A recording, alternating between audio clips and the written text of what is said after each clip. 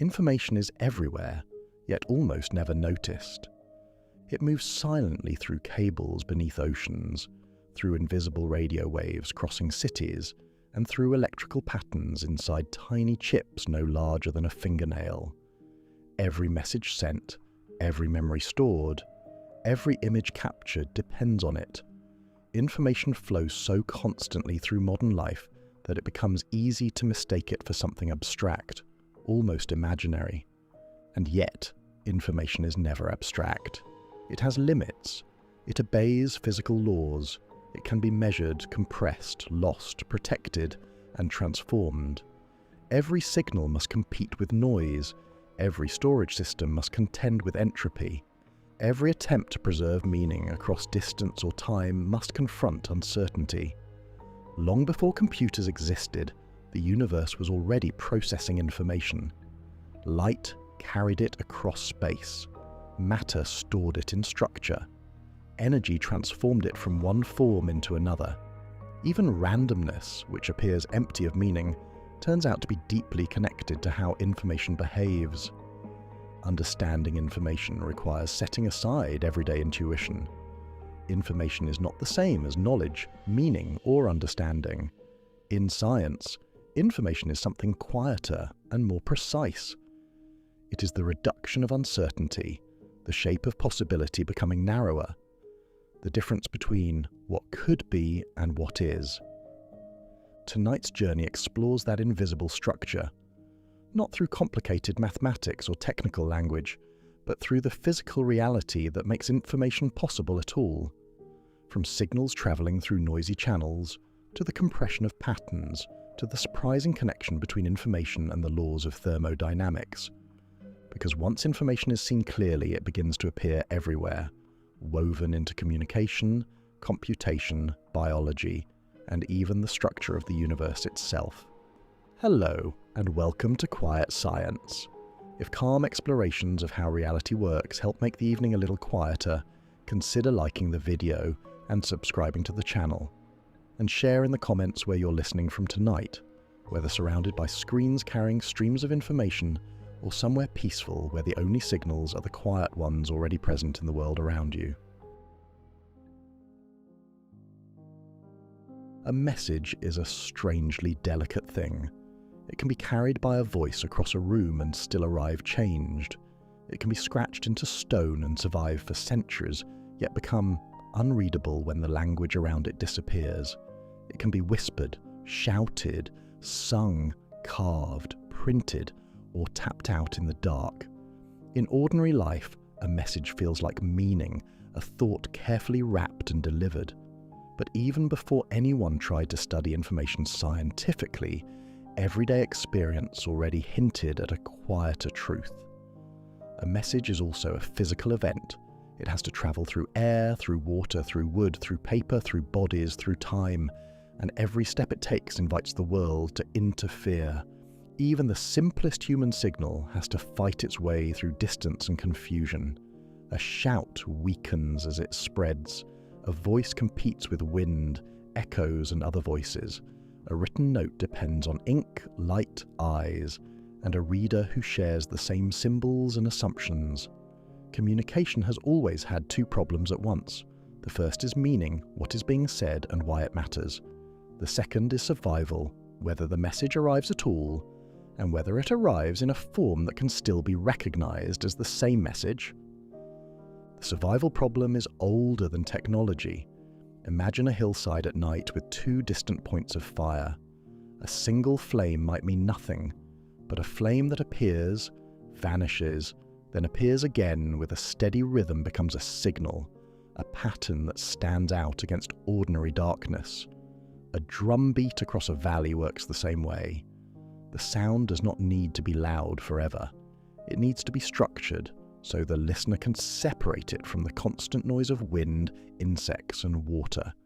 A flag raised and lowered on a ship works for the same reason, not because cloth contains meaning on its own, but because deliberate change can be seen, a difference that does not belong to the sea or the sky. Writing depends on the same principle: dark ink against pale paper, strokes that create contrast, marks that persist.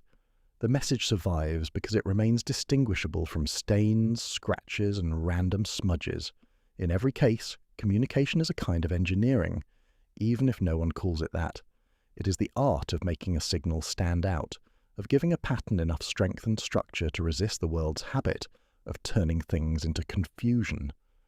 There is an implication hidden inside this. If communication depends on distinguishable differences, then a message begins to look less like meaning and more like structure. The meaning still matters enormously to human beings, but meaning is not what makes a message transmissible. Meaning is what happens after the pattern arrives. That is why the same pattern can produce different meanings in different minds. A sentence can be read as a joke, an insult, a warning, or a kindness depending on context. A symbol can mean life in one culture and death in another. A gesture can be friendly in one place and deeply offensive in another, which is one reason travel can be educational in a slightly alarming way. The pattern is the same, the interpretation changes, so a separation begins to appear. There is the message as a physical pattern that can be transmitted and detected, and there is the meaning assigned afterward. This separation becomes clearer once communication stretches over large distances. A messenger on horseback can carry a letter for days. The meaning may be urgent, emotional, life-changing, but the letter itself is ink on paper. It can be stolen, soaked, torn, burned, rewritten, forged, or misread. The world does not care what it means. The world only interacts with its physical form. As communication systems grow more complex, the survival problem becomes impossible to ignore. Telegraph wires stretch across landscapes. Messages become sequences of taps and pauses. A message is no longer vulnerable only to weather and time, but to electrical interference, lightning, faulty insulation, corrosion, human error. The idea of a message as pure meaning starts to feel incomplete, because now the struggle is physical and measurable. A telegraph signal can be distorted, it can weaken, it can pick up unwanted electrical variations, it can be confused with other signals. When telephones arrive, the survival problem intensifies. A human voice is converted into an electrical signal, sent through wires, then turned back into sound. Every step introduces distortion. The voice becomes a fluctuating voltage, and the world is full of things that nudge voltage around. Electrical noise from machines, atmospheric interference, crosstalk from other lines, imperfections in materials, the steady hum of the planet itself. So the question shifts from what is being communicated to how anything can be communicated at all. How can a message be preserved when the universe keeps trying to smear it into randomness?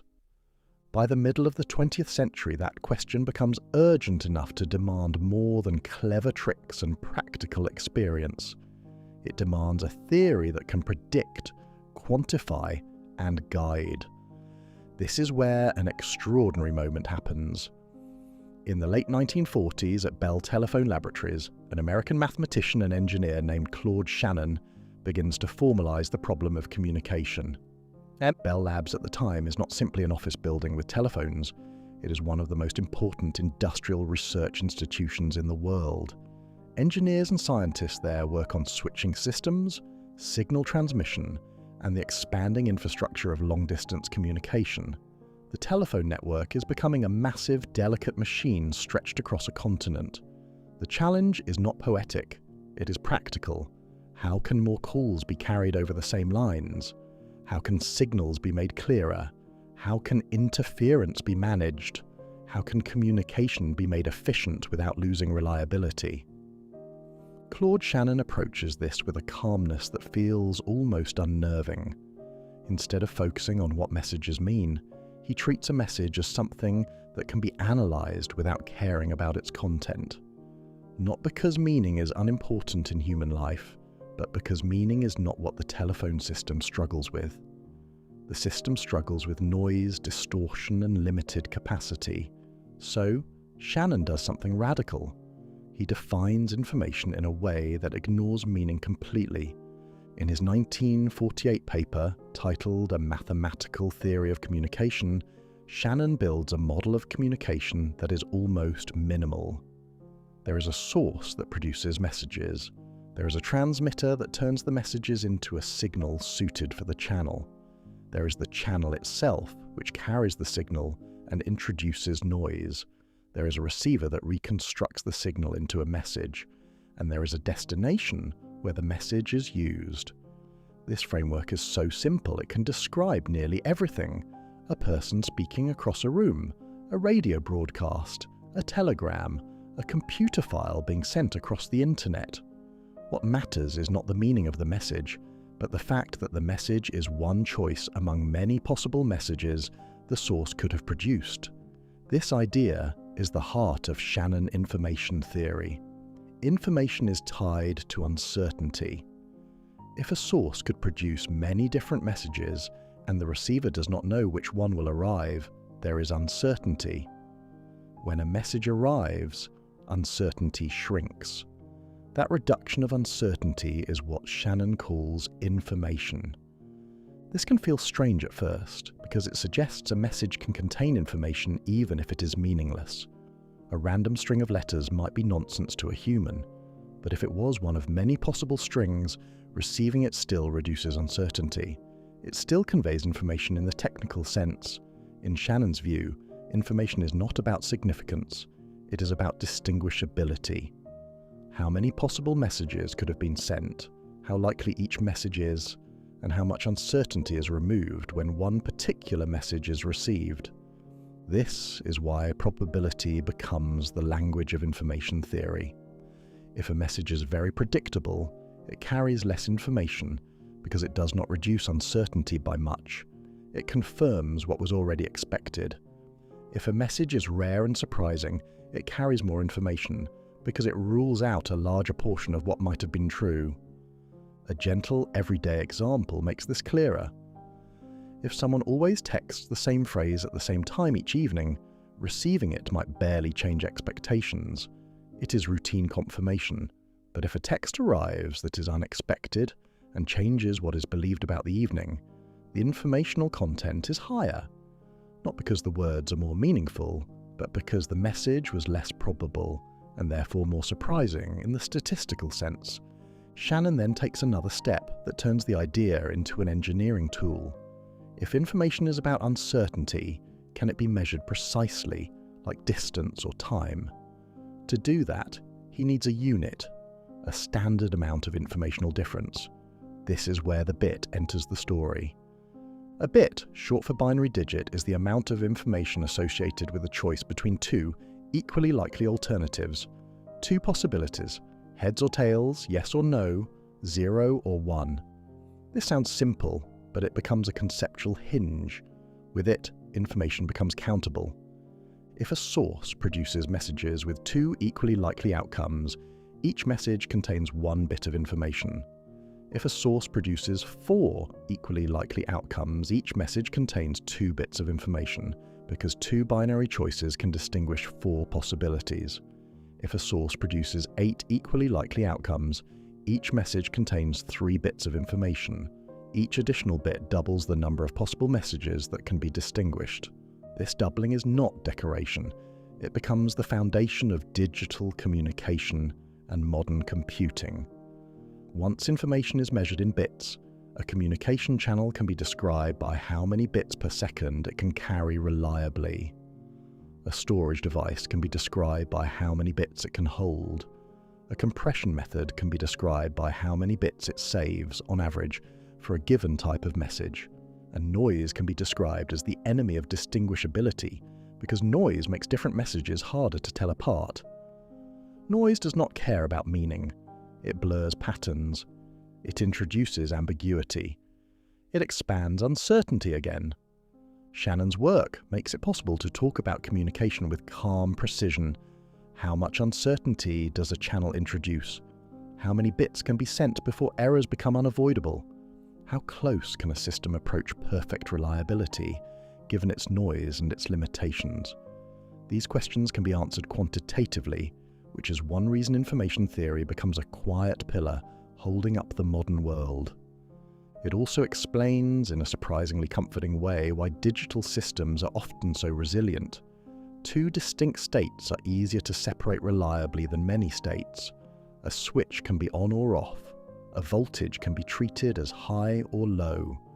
Physical systems, when pushed into two robust states, become more resistant to noise. Even when the signal is distorted, a receiver may still be able to decide whether each choice was meant to be one state or the other. It is a strategy for survival, and it echoes older communication methods, where the difference between present and absent, visible and invisible, beat and silence carried the message forward. There is one more point that keeps the idea clean. A bit is not meaning.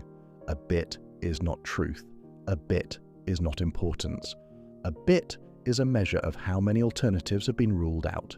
It is the shape of uncertainty becoming smaller. That is why information can exist without meaning. A fair coin toss produces one bit of information, because one outcome is selected from two equally likely possibilities, even if that outcome means nothing. And that is why meaning can exist without much information. A simple phrase can be deeply significant to a person and still carry little information in Shannon's measure, if it was expected. This difference can feel almost rude, as if the theory is dismissing what matters most. But it is not dismissal, it is focus. Information theory is built to answer a particular question. How can messages be transmitted and stored reliably when the physical world introduces noise and constraints? To answer that, the theory begins with what can be measured and protected. Not the interpretation in a mind, but the pattern itself. The pattern that can be carried, the pattern that can be corrupted, the pattern that must be distinguished from the background. And in that sense, the story of information is not only a story about computers and telephone lines. It is a story about the universe allowing distinctions to persist. It is a story about how order can resist blur, at least for a while. It is a story about how uncertainty, always waiting in the background, can be squeezed into a smaller and more manageable shape. In its simplest form, it begins as a choice. Two possibilities, one selected, a tiny reduction in uncertainty, a single bit. And from that small unit of distinguishability, an entire world of modern communication and computation quietly unfolds. Once information is treated as uncertainty becoming smaller, probability stops being an optional extra and becomes the main ingredient. A message is not just a string of symbols, it is a selection from a set of possibilities. And to talk about possibilities in a precise way, science needs a way to describe how likely each one is. This is why information theory feels at times like a gentle meditation on chance. Not the dramatic kind, like casino tables and last-minute miracles, but the quiet kind, the everyday kind. The kind that decides whether a raindrop lands 1 millimeter to the left or right, whether a radio signal arrives slightly distorted, or whether a typo sneaks into a message. Probability in this setting is simply a way of describing expectations. If an outcome is very likely, it is not surprising when it happens. If an outcome is rare, it carries more surprise. And in Claude Shannon's framework, surprise is directly connected to information. This can be made concrete with a simple comparison. Imagine a message source that only ever produces one symbol, the same letter, over and over again. No matter how long the message is, there is no uncertainty. The receiver already knows what will arrive. In that case, the informational content is effectively zero, because nothing new is learned. It is like receiving a weather forecast that says, with great confidence that the sun will rise tomorrow. Comforting, yes. Informative, not particularly. Now imagine the opposite, a message source that can produce many different symbols, and each one is equally likely. The receiver cannot predict what will appear next. Each symbol reduces uncertainty, because each one rules out all the others that could have happened. That reduction is information. This is the reason rare events carry more information than common ones. If a smoke alarm chirps once a month because the battery is low, it becomes almost routine. But if it goes off loudly at 3 in the morning, it is statistically unexpected, and therefore it carries more information. Not because the sound is different, but because the probability is different. The event sharply changes what is believed about the situation. So, the next question becomes unavoidable. If information is tied to probability and uncertainty, how can uncertainty itself be measured? This is where Shannon introduces one of his most important concepts, Shannon entropy. The word entropy already existed in physics, which is part of what makes this moment both elegant and slightly confusing. In Shannon's work, entropy is a number that describes how uncertain a message source is, on average. A highly predictable source has low Shannon entropy. A highly unpredictable source has high Shannon entropy. It is, in effect, a measure of how many bits are needed, on average, to describe the output of the source. A simple example helps. If a coin is fair, meaning heads and tails are equally likely, there is maximum uncertainty about the next flip. Each flip provides 1 bit of information. But if the coin is biased and it lands on heads almost every time, uncertainty drops. You begin to expect heads. Tails becomes rare. In that case, each flip carries less information on average, because most of the time the outcome was already expected. This is not about whether the coin flip is meaningful. It is about how uncertain it was before the outcome arrived. Shannon entropy takes this intuition and turns it into a precise measure. It looks at all possible outcomes and their probabilities, and it tells you the average uncertainty. The higher the entropy, the more unpredictable the source. The lower the entropy, the more predictable it is. One way to feel what this means is to imagine trying to describe a message efficiently. If a message source produces very predictable patterns, you do not need many bits to describe it. You can compress it, because the structure does most of the work. But if the source produces something close to true randomness, there is very little structure to exploit. Compression fails. You need close to the full number of bits to represent it. So Shannon entropy is deeply connected to compression, even before compression is discussed directly. It is quietly telling you how much you can hope to squeeze a message down without losing information. Now, the moment the word entropy appears, physics enters the room, whether invited or not. Because entropy is also one of the central concepts in thermodynamics and statistical mechanics, the branch of physics that connects heat, energy, and microscopic motion. In physics, entropy is often described as a measure of disorder, but that description can be misleading if taken too literally. A more precise view, developed through the work of Ludwig Boltzmann in the late 19th century, is that thermodynamic entropy measures how many microscopic configurations correspond to the same macroscopic state.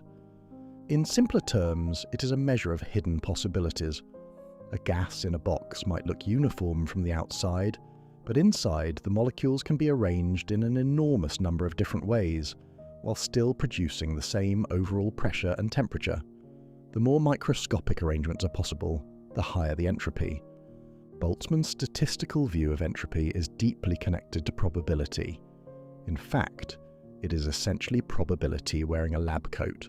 It is about how many ways something can be, while still appearing the same at a larger scale. That is why Shannon's use of the word entropy is not an accident.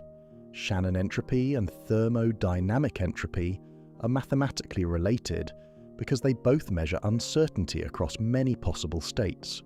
One belongs to messages and symbols, the other belongs to molecules, energy levels, and physical systems.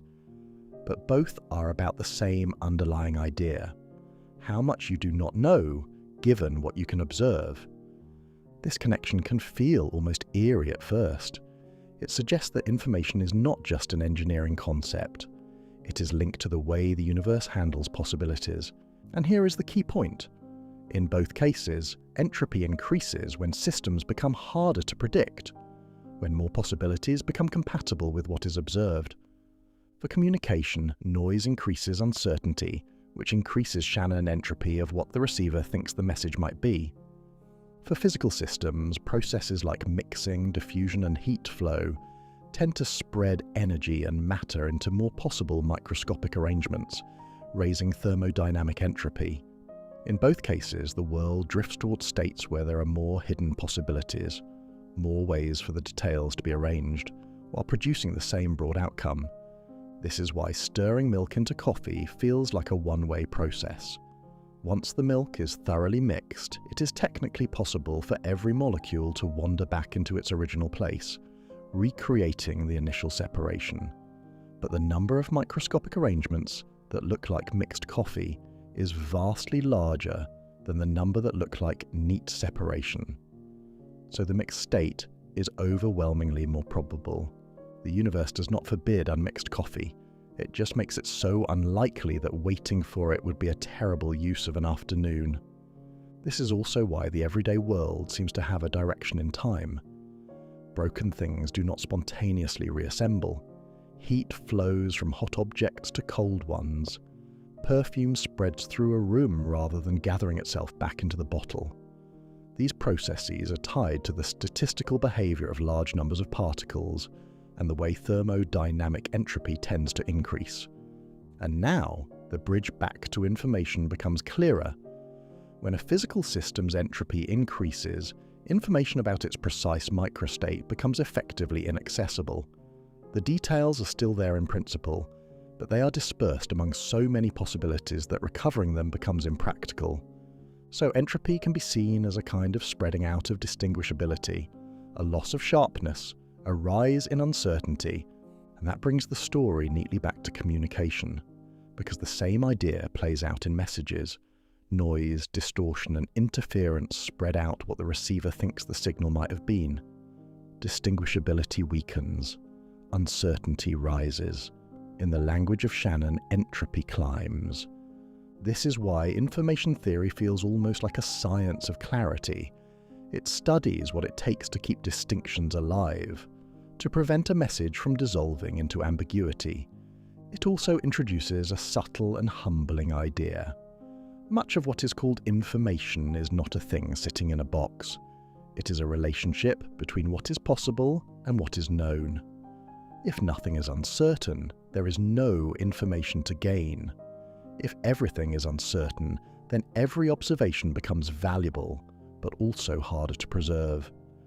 Information lives in the space between total predictability and total chaos, and entropy is the way that space is measured.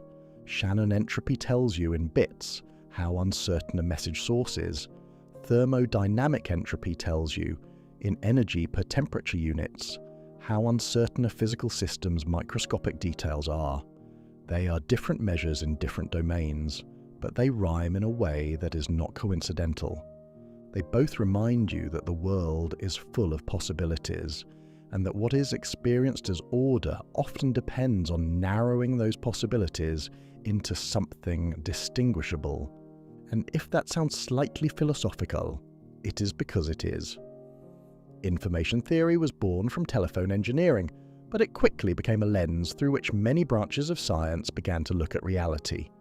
Because once uncertainty can be measured, it becomes possible to ask deeper questions. How much uncertainty can a channel tolerate before messages become unreliable? How much uncertainty can be removed by clever encoding? How much information can be stored in a physical system before heat, noise, and entropy push back? And beneath all of it, a quiet theme emerges. The universe does not naturally preserve sharp distinctions. It tends to blur. It tends to mix. It tends to drift towards states with more hidden possibilities. So when a message arrives intact, when a memory survives, when a pattern remains clear, it is not just convenient. It is, in a small way, a victory against the background tendency of entropy. Not a heroic victory, no trumpets, just a steady, practical success. The kind of success that makes modern life possible, and that makes the very idea of communication feel almost miraculous, even when it is happening through something as ordinary as a phone vibrating quietly on a table. Once entropy is understood as uncertainty, the idea of noise stops feeling like an annoyance and starts feeling like a fundamental character in the story. Noise is the reason a message has to work at all. Without it, communication would be almost boring. A signal would glide through space like a perfectly thrown ball, always landing exactly where intended. No distortion, no confusion, no need for clever design. The universe, however, seems to prefer a little mess. In everyday language, noise sounds like something you can hear. Traffic outside a window, a buzzing appliance, a room full of chatter. In information theory, noise is broader and more subtle. It is anything that changes a signal in a way the sender did not intend. Any extra variation that arrives along with the message and makes it harder to tell what the message was meant to be. A telephone line, for example, does not only carry a voice, it also carries tiny electrical fluctuations from the surrounding environment. Imperfections in the wire, thermal motion of electrons, which is always there as long as the wire has a temperature above absolute zero. Interference from nearby cables, radio frequency pickup from the air. Even distant lightning can produce electromagnetic disturbances that seep into systems far away. None of these effects have opinions about your conversation. They simply add themselves. So, in practice, what arrives at the receiver is not the original signal. It is the original signal plus a collection of unwanted changes. Some changes are slow, like a drifting bass line. Some are sudden, like bursts. Some are faint and constant, like a quiet hiss. This is why the phrase signal-to-noise ratio matters so much. It is one of the simplest ways to describe whether a message has a fighting chance. If the signal is strong compared to noise, the receiver can usually distinguish it. If the noise is comparable to the signal, the receiver begins to hesitate. If the noise dominates, the message dissolves into ambiguity, and the channel becomes more like a rumor mill than a reliable pipeline. One way to feel this is to think about trying to pick out a single voice at a party. When the room is quiet, the voice is clear. As more people talk, the background grows. Eventually, the voice is still there, technically, but it becomes difficult to separate it from everything else. The voice has not stopped existing. The problem is distinguishability. The ear and brain cannot isolate it cleanly. A communication system faces the same problem, but it solves it in a more mechanical way. It relies on design choices that make a signal easier to separate from noise. That might mean making the signal stronger. It might mean restricting the signal to certain frequencies. It might mean using encoding schemes that tolerate errors. It might mean repeating information.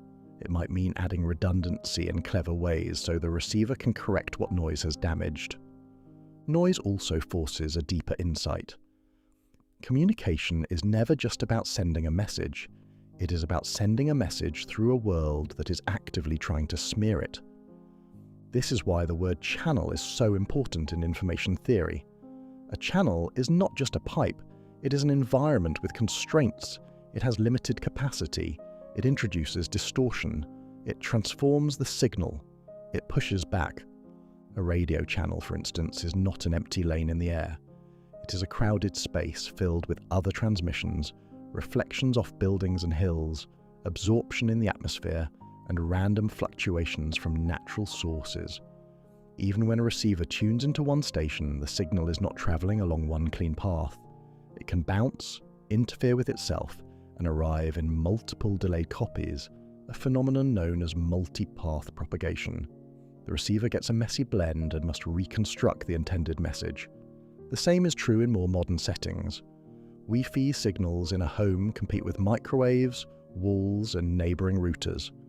Mobile phone signals compete with moving vehicles and changing geometry. Undersea fibre optic cables carry light through glass with astonishing efficiency. But even there, physical realities still matter. The light weakens over distance and must be amplified. Different wavelengths can spread out in time due to dispersion. Tiny imperfections can scatter photons. Nothing is perfectly frictionless, not even information. This is where the early thinkers of communication engineering become important. Before Claude Shannon formalized information theory, researchers were already wrestling with the practical limits of transmission. Ralph Hartley, working in the early 20th century, made a key observation. The amount of information you can transmit is tied to the range of frequencies you have available and to the time you spend transmitting. His work helped set the stage for later, more complete results by treating communication as something with measurable limits. Harry Nyquist, another major figure at Bell Labs, explored how rapidly a signal can change and still be faithfully transmitted through a system with a limited bandwidth. The Nyquist ideas are closely tied to the sampling concept used in digital audio, digital imaging, and data transmission.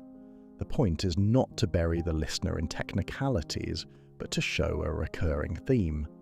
The world allows only so much variation per unit time through a limited channel before clarity begins to fail. When Shannon arrives, he takes these engineering concerns and frames them with a deeper question. Given a channel with a certain bandwidth and a certain amount of noise, what is the maximum reliable communication rate? Not the maximum rate in a hopeful marketing brochure. The actual physical maximum if you want errors to be made arbitrarily rare. This is where one of the most famous results in communication theory appears, the Shannon-Hartley theorem, named for Claude Shannon and Ralph Hartley. The idea is simple to state, even if the details can become technical. A channel has a limited range of frequencies it can use called its bandwidth. It also has noise that adds uncertainty.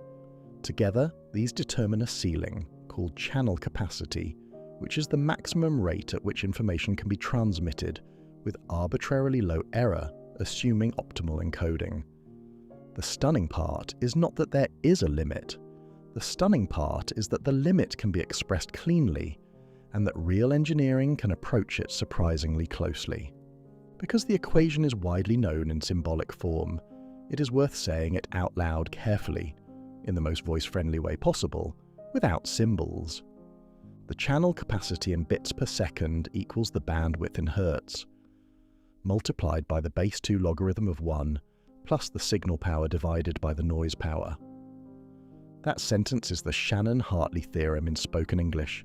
It looks long when written out, but the meaning is gentle once it settles. Bandwidth is like the width of a highway. A wider highway can carry more traffic.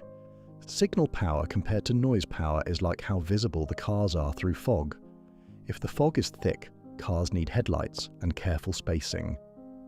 If the air is clear, cars can travel more densely without collisions. The logarithm part, which can sound intimidating, has a friendly interpretation here. It captures the idea of diminishing returns. Increasing signal power helps, but each extra boost yields less improvement than the one before. Doubling the signal does not double capacity. The channel gives you gains, but it makes you earn them. This matters because it prevents a naive approach. If noise exists, why not just shout louder forever? In reality, you can increase signal strength, but you cannot do it infinitely. Power costs energy. Devices have limits. Interference with other users becomes a problem. Regulatory bodies restrict power levels in many contexts, and even if power were unlimited, the capacity grows slowly once the signal becomes large compared to noise. Bandwidth also has its own limits. Frequency spectrum is finite and shared. Cables, circuits, and antennas are designed for particular frequency ranges. Physical systems cannot transmit all frequencies equally well, so engineers constantly balance bandwidth and power, trying to push as close as possible to the channel capacity. It is also worth emphasizing what Shannon proved about this limit. He did not merely say, "Here is a ceiling." He showed that, in principle, communication at rates below the channel capacity can be made arbitrarily reliable with the right coding strategies. And he also showed that communication above the capacity cannot be made reliable no matter how clever you are. Above that threshold, error becomes unavoidable. The universe refuses to cooperate. This is a rare kind of scientific statement. It has a calm finality. It is also surprisingly practical. Modern communication systems, from cellular networks to deep space probes, are designed with Shannon's insights in mind. They use sophisticated coding schemes to approach the capacity limit while keeping errors extremely low. You might not notice it, but when a video streams smoothly on a crowded train, it is partly because engineers are playing a careful game against noise using Shannon's rules. A deep space example makes the stakes clearer. When NASA communicates with a spacecraft far from Earth, the signals arriving at the deep space network are unimaginably faint. The spacecraft antenna is tiny compared to the distances involved. The energy spreads out as it travels. By the time it reaches Earth, the signal can be so weak that it sits close to the noise floor of the receiver system. Yet meaningful data still arrives. Pictures, measurements, status updates, proof that a machine built by humans is still alive in the dark. That success depends on bandwidth allocation, power constraints, and error-correcting codes, all operating in the shadow of channel capacity. The message gets through not because space is kind, but because information theory tells engineers how to survive in an unkind environment. The same principle appears in everyday life, just scaled down. A home Wi-Fi router has limited bandwidth and limited power. Walls add attenuation. Neighboring networks add interference. The channel capacity changes from moment to moment. This is why a connection can feel fast in one room and sluggish in another, or why it suddenly improves when someone stops using a microwave. The system is continually negotiating with noise. There is also a quieter, almost philosophical message here. The Shannon-Hartley theorem treats communication as a contest between structure and uncertainty. The signal is structure deliberately designed. Noise is uncertainty, the world adding random variation. Bandwidth sets the speed at which structure can be expressed. Power sets how boldly structure can stand out. Seen that way, a communication channel is not just a medium, it is a filter that shapes what kinds of patterns can survive. If a channel has very low bandwidth, it cannot carry rapid changes. The message must be slow, simple, or heavily compressed. If the noise is high, the message must be robust, repeated, or encoded with strong redundancy. If both bandwidth and power are constrained, the message must be carefully designed, almost like writing a poem where every syllable matters, because ink is expensive. This is why information theory feels oddly humane, despite its mathematical bones. It is about making meaning survive hostile conditions, even though the theory itself refuses to define meaning. It studies survival at the level of pattern, and sometimes it offers a mild comfort. Communication failures are not always personal. Sometimes the channel was simply at its limit. Sometimes a message did not arrive clearly because physics did what physics does. A text message fails in a tunnel because signals weaken and noise dominates. A call drops because the channel capacity available at that moment collapses. The universe shrugs politely and moves on. Of course, this does not mean engineers give up. If anything, the existence of a known limit is empowering. If you know what cannot be exceeded, you can design around it. You can choose trade-offs consciously. You can decide whether to spend more power, more bandwidth, more redundancy, or more time. And this is where the story naturally deepens, because once the maximum capacity of a noisy channel is understood, the next question becomes, how close can real systems get? And what techniques allow information to survive right up near that boundary? The answer turns out to involve strategies that feel almost like an art form, not in the sense of guesswork, but in the sense of careful design shaped by constraints. Messages are transformed into forms that are harder for noise to destroy. They are spread across time and frequency in clever ways.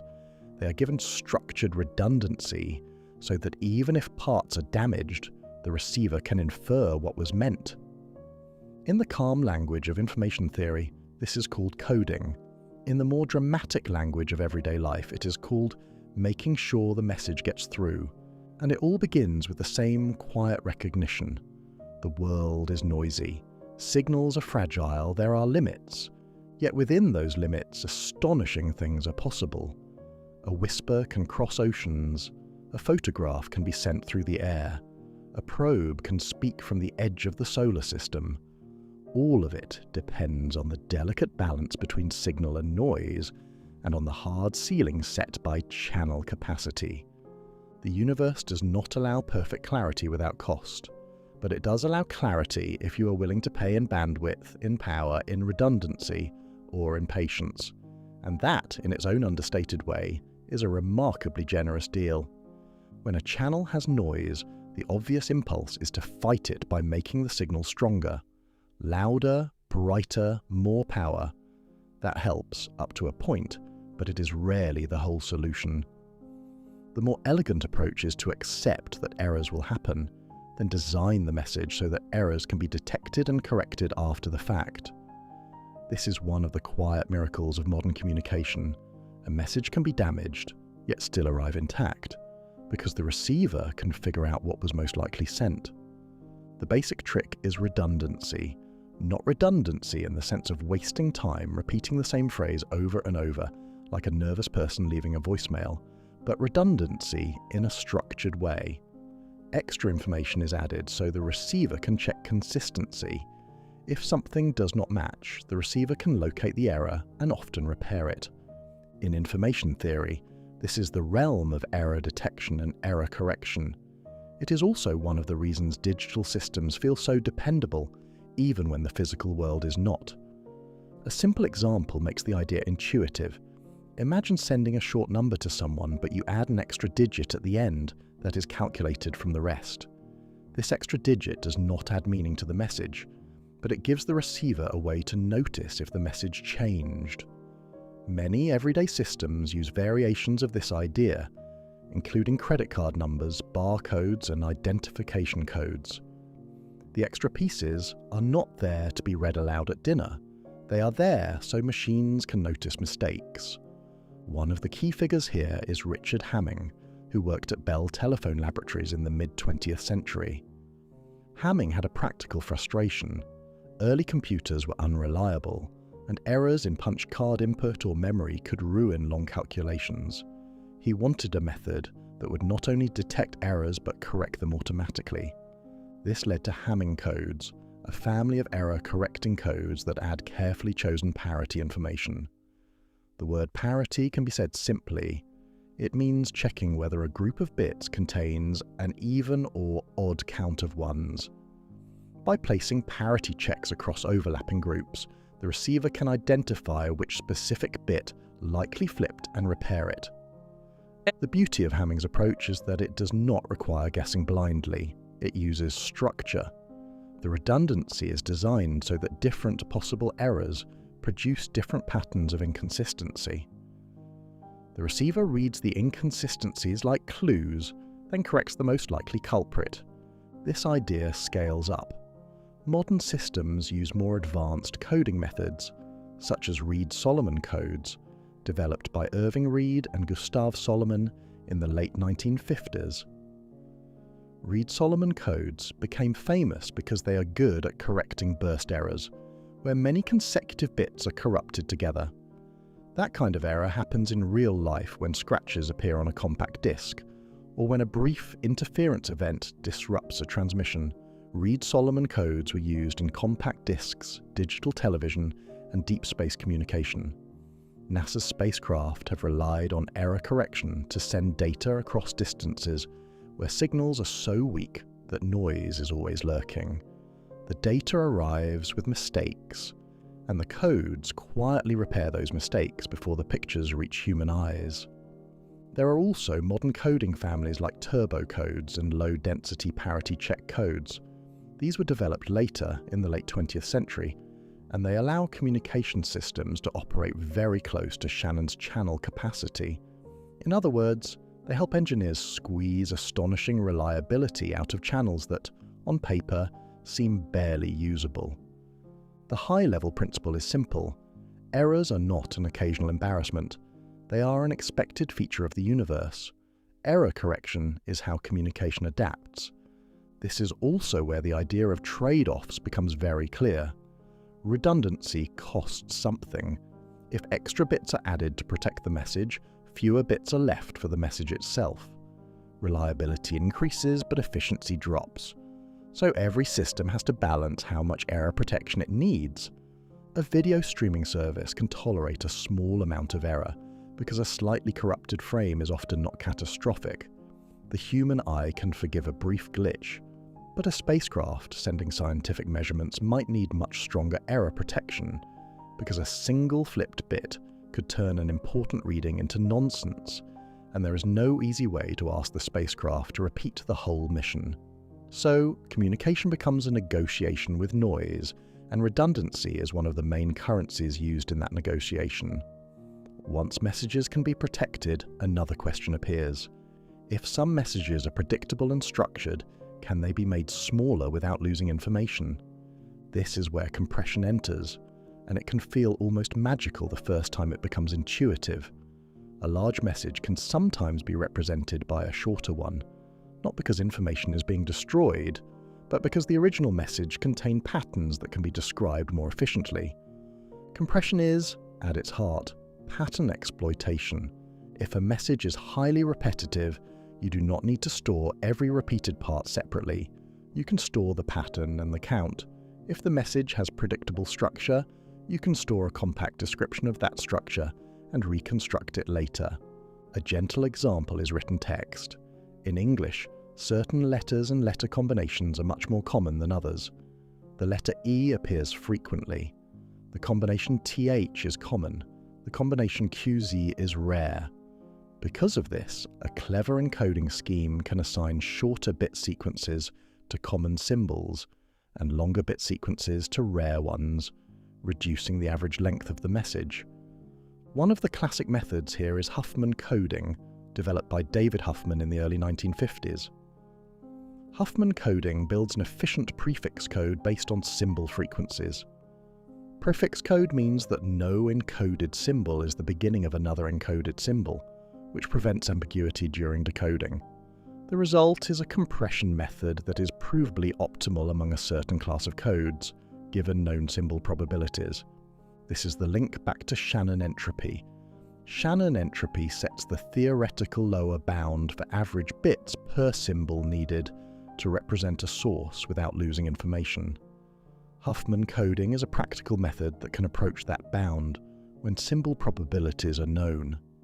So entropy becomes more than a philosophical measure of uncertainty. It becomes a guide for how far compression can go.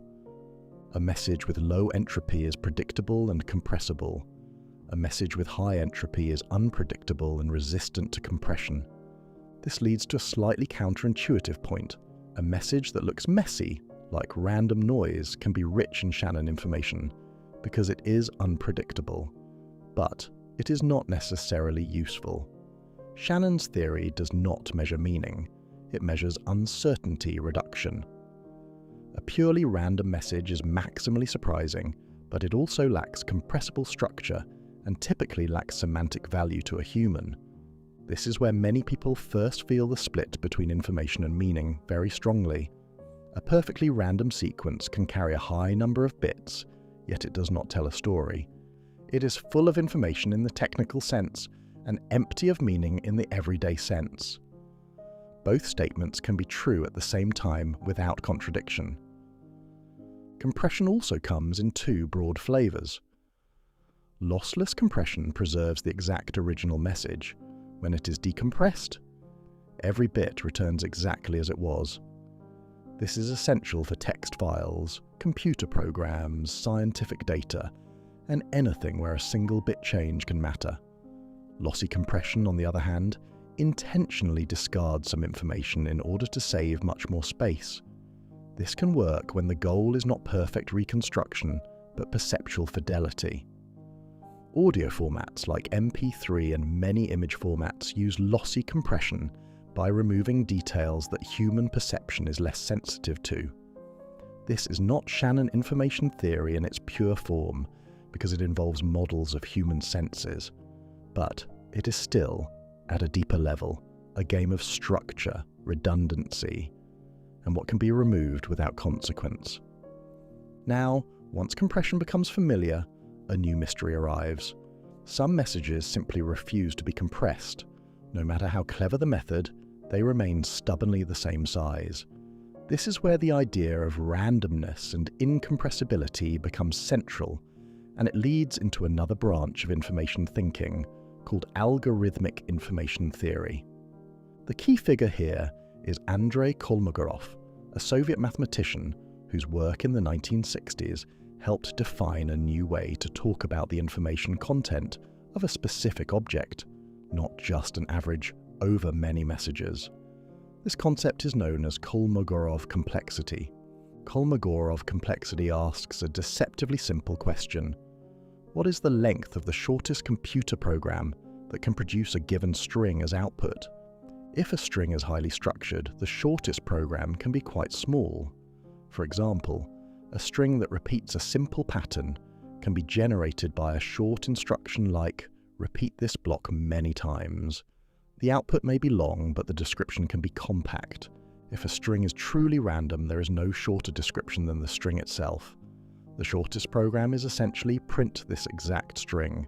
In that case, the Kolmogorov complexity is high, and the string is incompressible. This creates a beautifully practical way to define randomness. A sequence is random in this sense if it cannot be described more simply than by listing it. That is a stricter and more concrete notion than many everyday uses of the word random. It does not rely on vibes, it relies on compressibility.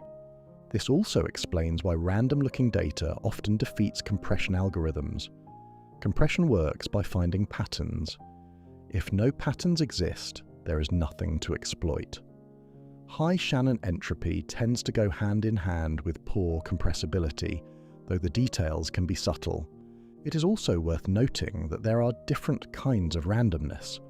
A sequence can look messy and still be generated by a simple rule.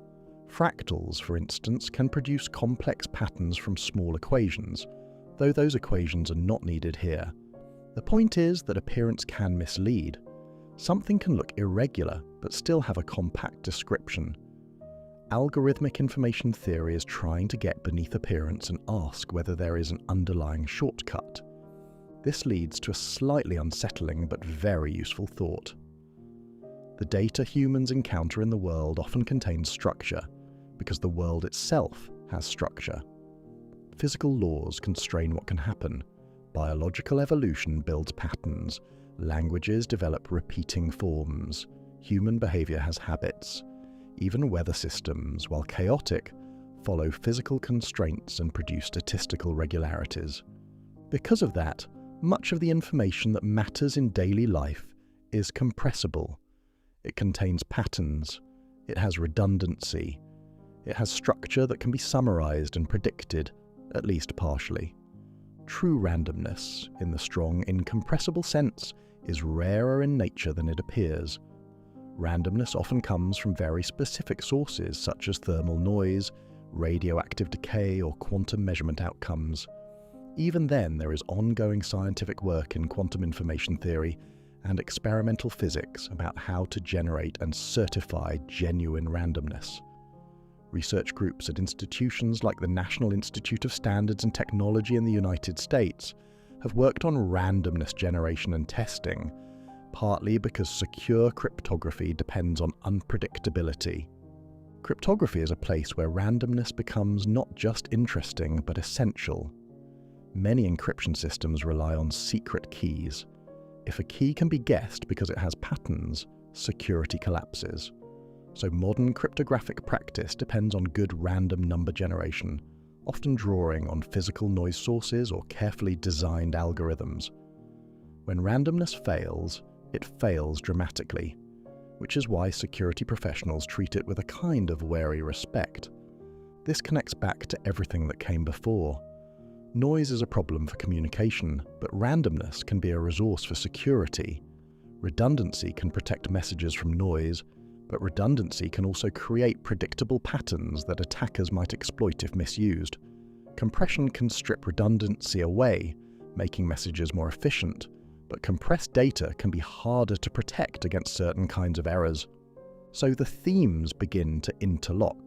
Signal versus noise, redundancy versus efficiency, structure versus randomness. All of them orbit the same central idea. Information is about distinguishable possibilities, and every real system has to manage those possibilities under physical constraints. The quiet conclusion of this part of the story is that information is never free. If you want reliability, you spend bits on redundancy. If you want efficiency, you spend effort on compression. If you want security, you spend attention on unpredictability. And if you want all three at once, you start to appreciate why communication engineering is both a science and, occasionally, a gentle exercise in humility. Because the world does not naturally preserve your messages, it tolerates them, imperfectly, as long as you respect its limits. And the cleverness of information theory is not that it defeats noise, but that it teaches you how to live with it, and still speak clearly through the static. Once patterns can be protected from noise, squeezed through compression, or made stubbornly unpredictable for security, information starts to feel like something you can handle with your hands. Not literally, of course, unless the hands belong to an engineer holding a circuit board, but there is a sense of control. Messages can be shaped, they can be transformed, they can be made to survive. That is the moment when information theory naturally brushes up against computation, because a computer is, at its core, a machine for transforming information in controlled ways. It takes an input pattern, applies a set of rules, and produces an output pattern.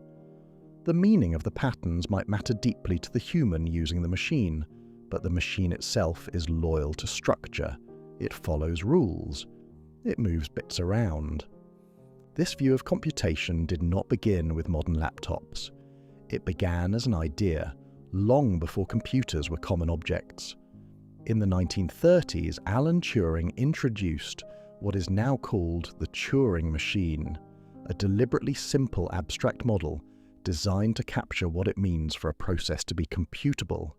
The details can be imagined gently: a tape with symbols, a read and write head, and a set of rules that says what to do next, depending on what is currently seen. The point was not to build a literal tape machine.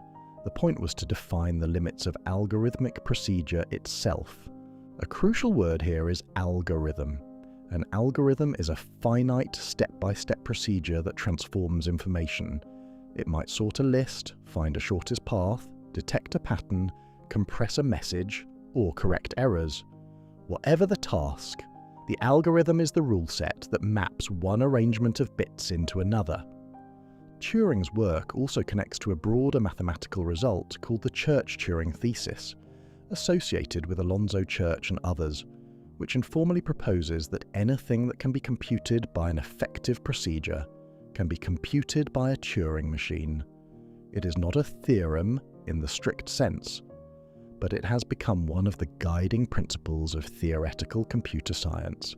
It tells you in calm terms that there is a boundary between what can be calculated and what cannot. That boundary is not always intuitive. Some problems are impossible to solve with any algorithm, no matter how much time is given. Others are solvable in principle, but the time required grows so fast that the universe would likely end first. This is where computation meets another quiet limit: complexity. It is not enough for something to be computable. It has to be computable within reasonable time and resources. This matters because information, in the real world, is never processed in a vacuum. It is processed by physical machines with limited memory, limited speed, and limited energy. The earliest electronic computers made this painfully obvious. They were large, fragile, and unreliable. Yet even as the machines improved, the conceptual foundation remained the same. Computation is the manipulation of symbols according to rules. A second major figure here is John von Neumann, who helped formalize the stored program architecture in the 1940s. The core idea is simple and powerful: store both data and instructions in the same memory. This means a computer can treat instructions as information, move them around, modify them, and execute them. It becomes a universal machine in a practical sense, able to switch tasks without rewiring its physical structure. Once instructions are information, the line between message and machine blurs. A program is a message that tells a machine how to behave. A file is a pattern that can be transformed into sound, images, text, or action depending on what rules are applied. This is also where bits become less like a measure and more like a material. Computers represent numbers as bit patterns. They represent letters as bit patterns. They represent images as grids of bit patterns. They represent music as sequences of bit patterns. It is all the same underlying substrate, with different interpretations layered on top. That layering can be useful to remember. A photograph looks like a face. A computer sees it as a structured array of values. A human hears a song. A computer sees it as a sequence of samples and encodings. This is not because computers are cold, although they do have a reputation for being emotionally unavailable. It is because their job is to manage structure reliably. And then, once the world becomes accustomed to the idea that information can be stored and processed, a deeper question rises, one that feels philosophical at first, and then becomes stubbornly physical. Is information actually real in a physical sense? Or is it just a bookkeeping method humans invented? For a long time, it was tempting to treat information as abstract. A bit seemed like a pure idea, a mathematical unit, something that exists in equations and designs but not in matter. The trouble is that information always has to be carried by something. A signal must be a physical change in a physical medium. A memory must be a stable physical state of a system. A computation must be a physical process that changes one arrangement into another. There is no information floating free, detached from the universe, like a thought with no brain. Even a thought needs neurons, ions, and energy. This is where Rolf Landauer enters the story. Landauer worked at IBM, and, in the early 1960s, he pushed a deceptively simple idea that became a cornerstone of the physics of information. Information is physical. This phrase is often repeated because it is short, but it is also precise. It means that information storage and processing are constrained by the laws of physics, including thermodynamics. You cannot compute without physical change, you cannot store bits without physical states, and you cannot erase information without consequences. Landauer focused on erasure because it exposes a hidden cost. Many logical operations in computing can, in principle, be done reversibly, meaning the output still contains enough information to reconstruct the input. But erasure is different. Erasure deliberately throws information away. It takes many possible input states and maps them into one standard state, like resetting a memory cell to 0 regardless of what it held before. That many-to-one mapping is a reduction in informational distinction. You are eliminating uncertainty by brute force, not by learning something, but by destroying alternatives. Thermodynamics does not let that happen for free. Landauer's principle states that erasing one bit of information has a minimum energy cost that must be dissipated as heat into the environment. The minimum is proportional to temperature, which is why the warmth of the physical world matters. Said carefully in spoken English, the classic statement is this: the minimum energy that must be dissipated as heat to erase one bit is Boltzmann's constant multiplied by the absolute temperature, multiplied by the natural logarithm of 2. That is Landauer's limit. It is not a statement about current laptops and their batteries. It is a statement about the floor, the lowest possible cost set by physics. At room temperature, this minimum energy per erased bit is extremely small, far smaller than what real computers dissipate per operation today. Modern devices waste much more energy than the Landauer limit because of resistance, leakage currents, imperfect materials, and practical engineering constraints. But the limit matters because it tells you something profound. Even in a perfect device, erasure produces heat. This idea connects directly to thermodynamic entropy. When you erase a bit, you reduce the information content of the computing system, but the overall entropy of the universe must still obey the second law of thermodynamics. The missing uncertainty does not vanish. It is effectively exported into the environment as additional microscopic disorder, experienced as heat. In that sense, erasure is not just deleting a file, it is a tiny act of entropy management. The computer clears its memory by increasing the entropy of the surroundings. If that feels slightly dramatic for something as mundane as clicking delete, that is understandable. But it is the kind of drama that happens quietly. No sparks, no fireworks, just a tiny amount of energy spreading into the world. This is also where an older thought experiment becomes relevant, one that haunted physics long before Landauer. It is called Maxwell's demon, introduced by James Clerk Maxwell in the 19th century. The demon imagines a tiny being that can see individual molecules in a gas and sort fast molecules from slow ones, creating a temperature difference without doing work. It looks like a way to violate the second law of thermodynamics. For a long time, Maxwell's demon was a puzzle about whether the second law is truly fundamental or just statistical. The resolution that emerged over the 20th century involved information. The demon would need to measure molecules, store information about them, and use that information to decide how to open and close a door. The act of measurement and memory handling brings information processing into the heart of thermodynamics. Leo Szilard, in the 1920s, developed an early information-based analysis of a simplified demon scenario, now called the Szilard engine.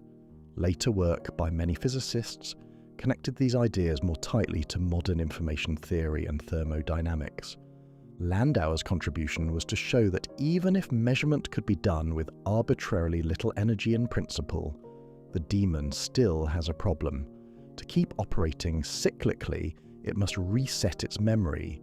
It must erase old information to make room for new information. And erasure has a thermodynamic cost. Heat must be produced. The second law survives, not because the demon is clumsy, but because information management is physical. This is one of the most beautiful connections in modern science. It ties together computation, information theory, and the arrow of time. It shows that bits are not just abstract markers of choice. They are embodied in matter and constrained by energy.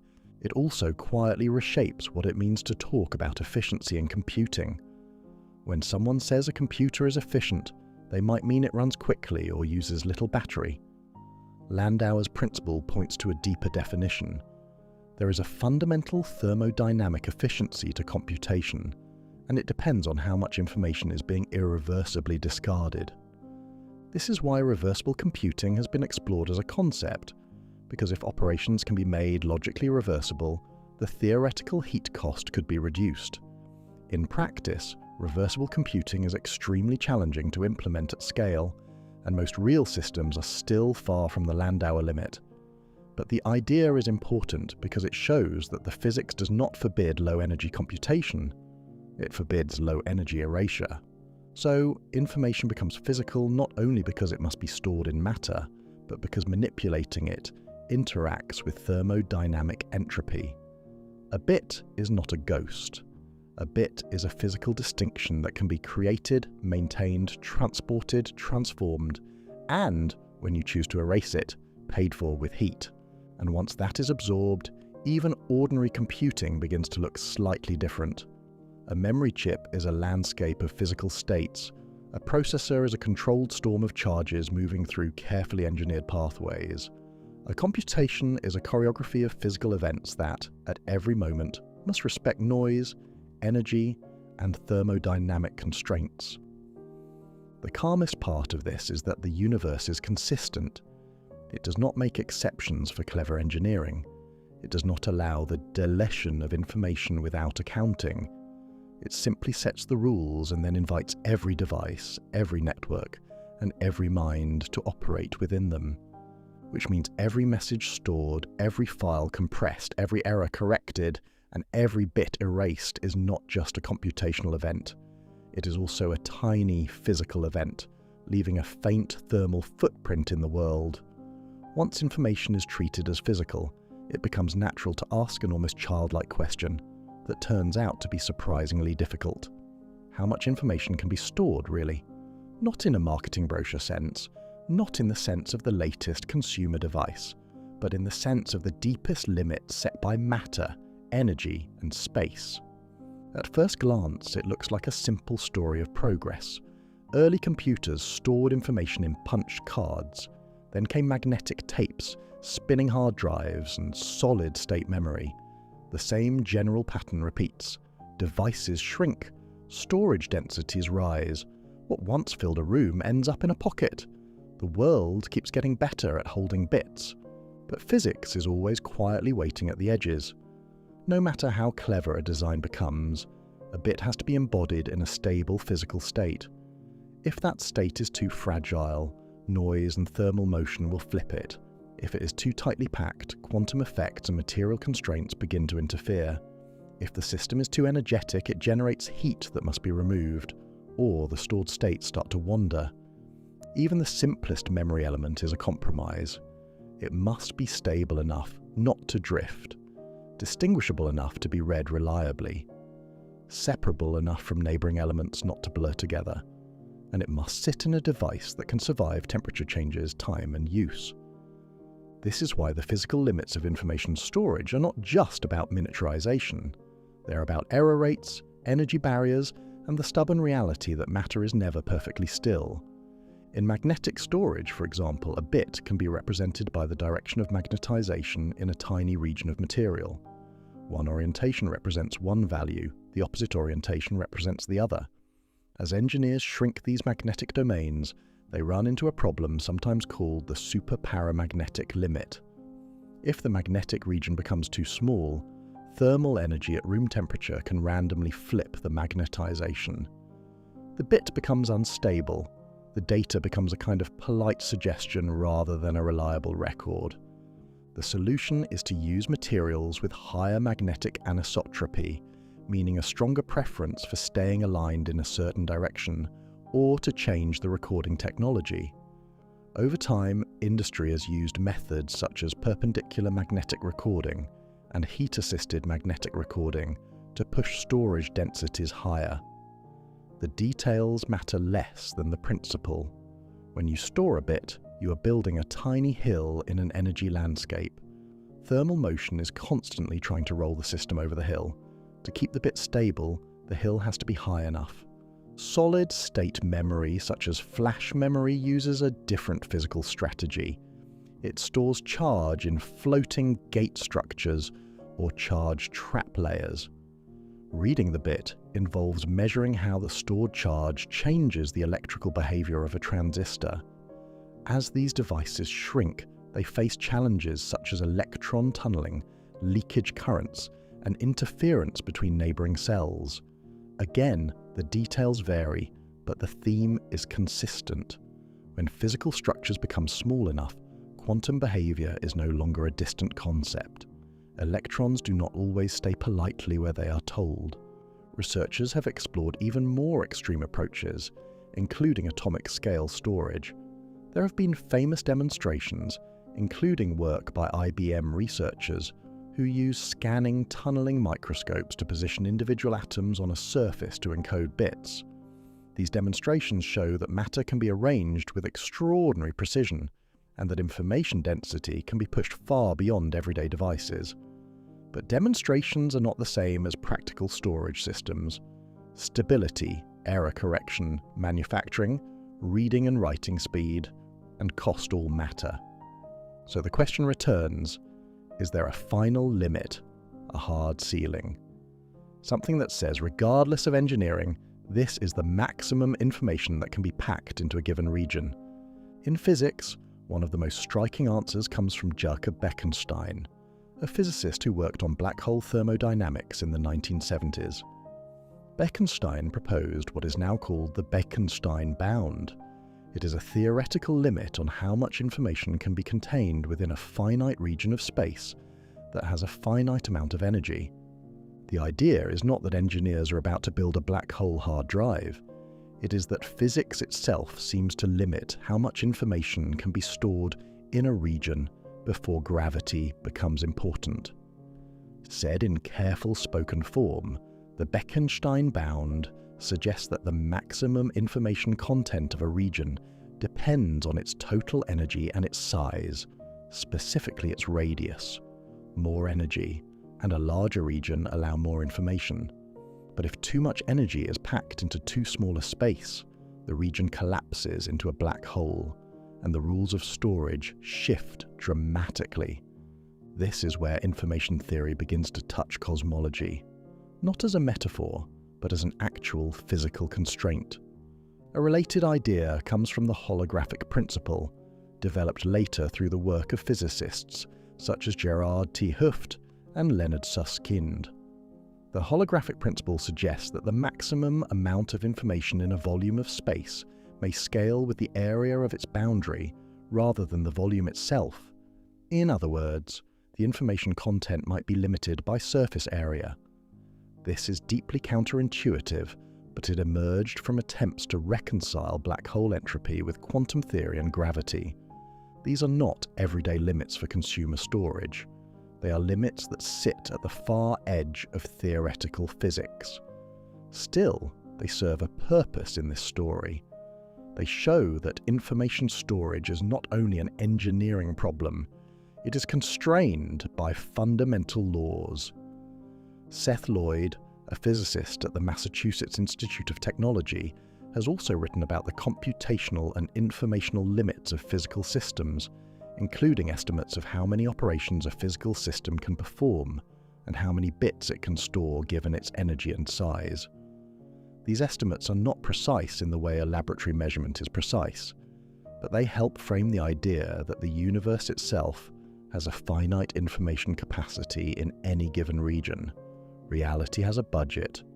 This can sound abstract, but it becomes clearer when you remember what a bit actually is. A bit is a distinguishable state. To store many bits, you need many distinguishable states. Distinguishability is limited by noise, by quantum uncertainty, by energy constraints, and by gravity when energy densities become extreme. So there is no infinite compression of reality into a point. At some stage, the physical medium refuses to carry more distinct states without changing into something else. Once that is understood, it becomes easier to appreciate how astonishing biology is. Because long before humans built hard drives or memory chips, life evolved an information storage system that is both compact and resilient, and that can copy itself with high fidelity across generations. That system is deoxyribonucleic acid, more commonly called DNA. DNA stores information in sequences of nucleotides, often described with 4 letters in shorthand. But it is better here to keep it voice-friendly. The DNA molecule has 4 main bases: adenine, thymine, cytosine, and guanine. The order of these bases along the DNA strand encodes genetic instructions. This is not an analogy, it is literal information storage. The sequence specifies how to build proteins, how to regulate gene expression, and how to coordinate development. The information is biochemical, but it is still information. It is a structured pattern that can be copied, transmitted, and interpreted by cellular machinery. The structure of DNA was famously described in the early 1950s by James Watson and Francis Crick, drawing on crucial experimental evidence, including X-ray diffraction data produced by Rosalind Franklin and Maurice Wilkins. The double helix structure is not only elegant, it is functional. It provides a mechanism for replication, because each strand can serve as a template for the other. This is where biology demonstrates a kind of built-in error correction. When DNA is copied during cell division, enzymes such as DNA polymerase add complementary bases. Many DNA polymerases also have proofreading capability, meaning they can detect certain mismatches and correct them on the spot. Additional repair systems exist as well, including mismatch repair pathways that correct errors after replication, and nucleotide excision repair mechanisms that fix damage caused by factors like ultraviolet radiation. These systems are not perfect, and they do not need to be. Small error rates allow mutation, which fuels evolution, but the error rates are low enough that genetic information is stable across generations. The message survives. This is, in essence, communication across time. Instead of sender and receiver separated by distance, they are separated by generations. A DNA sequence is a message from the past to the future, carried in a molecule stable enough to persist, yet flexible enough to be read and copied. It is also densely packed. A human cell contains roughly 2 meters of DNA if stretched out end to end, yet it fits into a nucleus only a few micrometers across.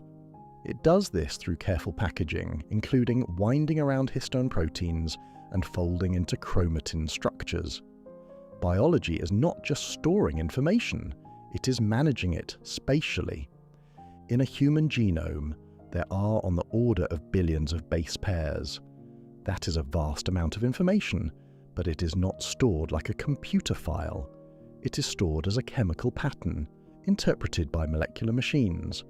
Transcription factors, ribosomes, messenger ribonucleic acid, and regulatory networks work together to translate sequences into function. It is also worth saying clearly that biological information is not only the DNA sequence. The cell also stores information in chemical gradients, in protein states, in signaling pathways, and in epigenetic marks, such as DNA methylation and histone modification patterns. These marks do not change the genetic letters themselves, but they influence how genes are expressed. They add another layer of informational structure on top of the sequence.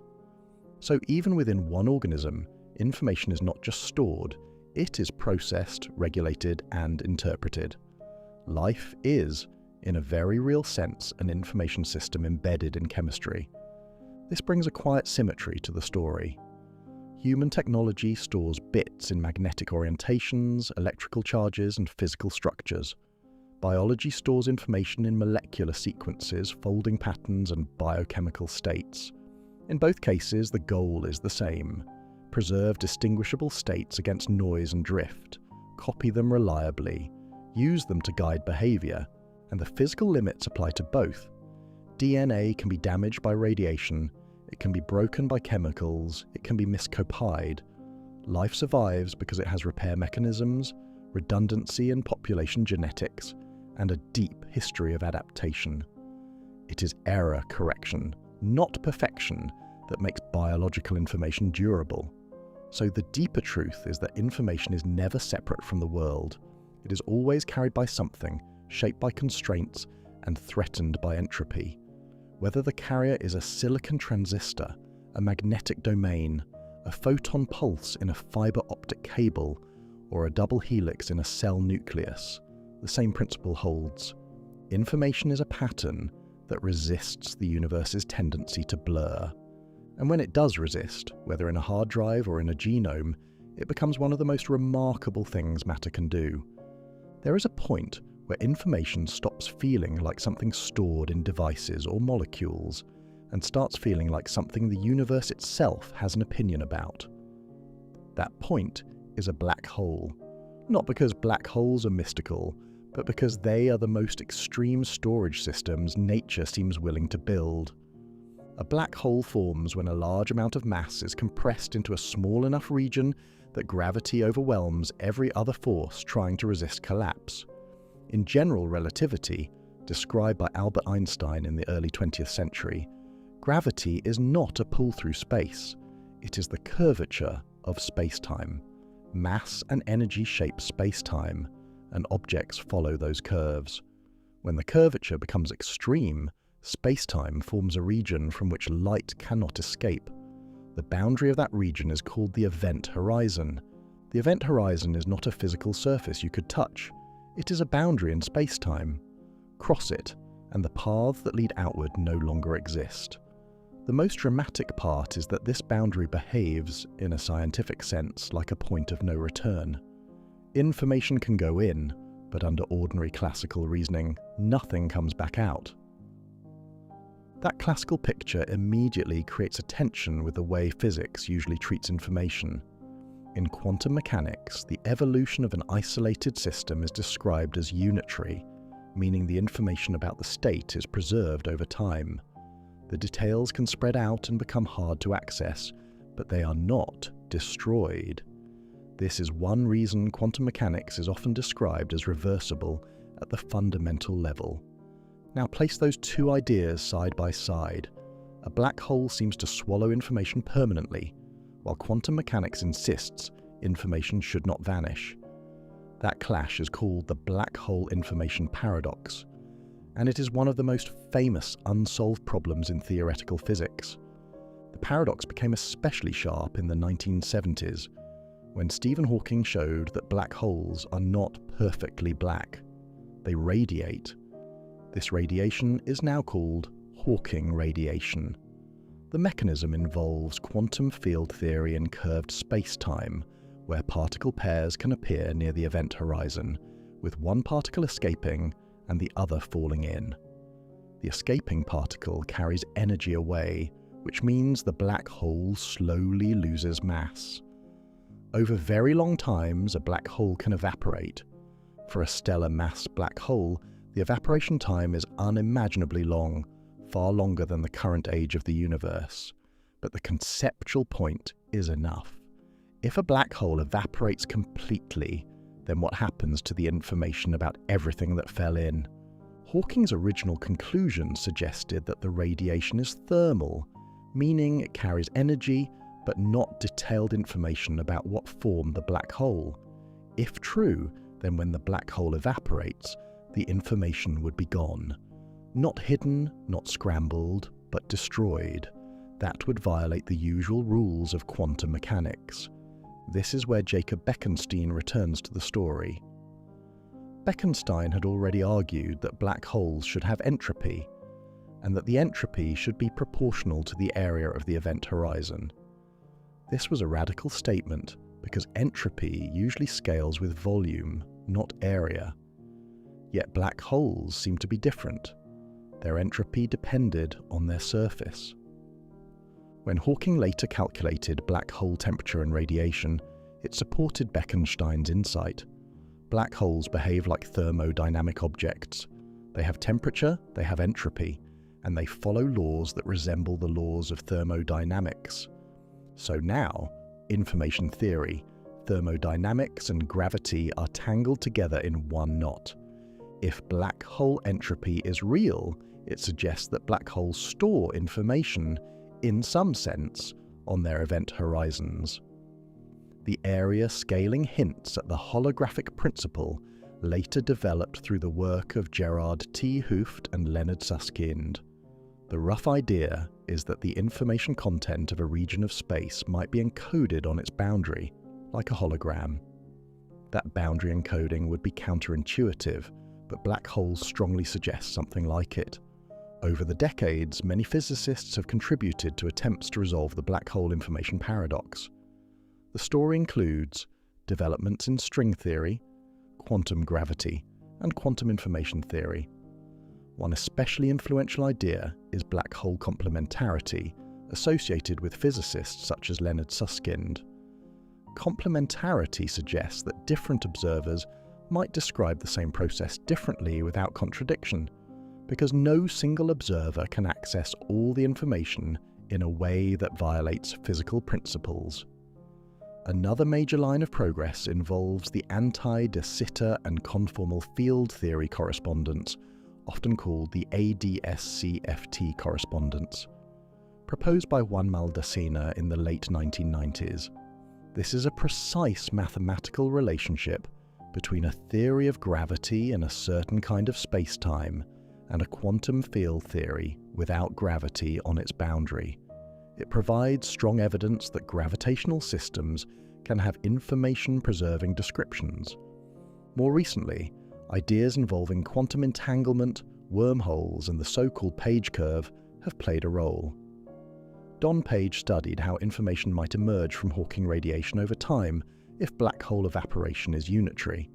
The Page curve describes an expected pattern of entanglement entropy over the lifetime of an evaporating black hole. Modern calculations using techniques from quantum gravity have found results consistent with the Page curve, suggesting that information is not destroyed but encoded in subtle correlations in the radiation. That phrase, subtle correlations, is doing a lot of work here.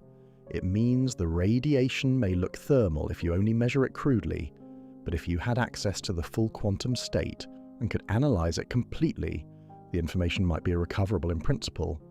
In practice, the difficulty could be so extreme that the universe is effectively hiding the information but not eliminating it. This is one reason black holes feel like the ultimate test case for information theory. They are not just noisy channels, they are channels that appear to destroy the message completely, and physics has to decide whether that appearance is real or an illusion caused by incomplete description. It is also worth appreciating how calm the stakes are. The paradox does not mean black holes are eating your emails. Everyday information theory continues to work just fine. The paradox matters because it forces physics to clarify what information means at the deepest level. Does the universe preserve information always? If so, how? If not, where does quantum mechanics break? Black holes are where those questions stop being philosophical and become unavoidable. From here, it becomes natural to widen the view. If black holes push information to a limit, what about the rest of the universe? How does information behave on cosmic scales, where distances are vast, times are long, and the carriers are light, matter, and gravitational fields? One of the simplest cosmic information records is light itself. Photons carry information about what they interacted with. When sunlight bounces off a leaf, the reflected light encodes the leaf's surface texture, color, and structure. When starlight reaches a telescope, it carries information about the star's temperature, composition, motion, and magnetic environment. Astronomy is essentially information retrieval at absurd distances. The universe also carries a deeper record of its own early state in the cosmic microwave background radiation. This faint glow is the cooled remnant of the hot early universe, released when the cosmos became transparent roughly 380,000 years after the Big Bang. Satellites such as the Cosmic Background Explorer, the Wilkinson Microwave Anisotropy Probe, and the European Space Agency's Planck spacecraft map tiny fluctuations in this background radiation. Those fluctuations encode information about the density variations that later grew into galaxies and large-scale structure. This is a remarkable idea. The universe has a baby picture, and it is written in microwaves. These measurements are not only pretty maps, they constrain cosmological parameters and test theories. They help confirm the general framework known as the lambda cold dark matter model, which describes a universe dominated by dark energy and cold dark matter, with ordinary matter making up a smaller fraction. Whether every detail of that model is final is still debated in cosmology, but it is the standard baseline because it fits a wide range of observations. Information also exists in the distribution of galaxies across space. Surveys such as the Sloan Digital Sky Survey have mapped large-scale structure, revealing filaments, voids, and clusters. These patterns encode information about how matter evolved under gravity from small initial fluctuations. The arrangement is not random, it is shaped by physical law, and that shaping leaves a statistical fingerprint.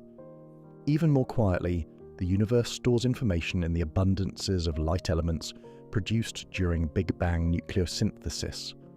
The relative amounts of hydrogen, helium, and traces of lithium encode conditions in the early universe, including baryon density and expansion rate. In that sense, chemical composition becomes a record, like a fossil. At the same time, information in the universe is always being transformed and often becoming less accessible. Entropy increases, systems mix, stars burn fuel and radiate energy outward, heat spreads, structures form and then decay. Information is not necessarily destroyed, but it is often dispersed into correlations that are practically impossible to reconstruct. This is where the idea of the universe as an information processing system becomes compelling.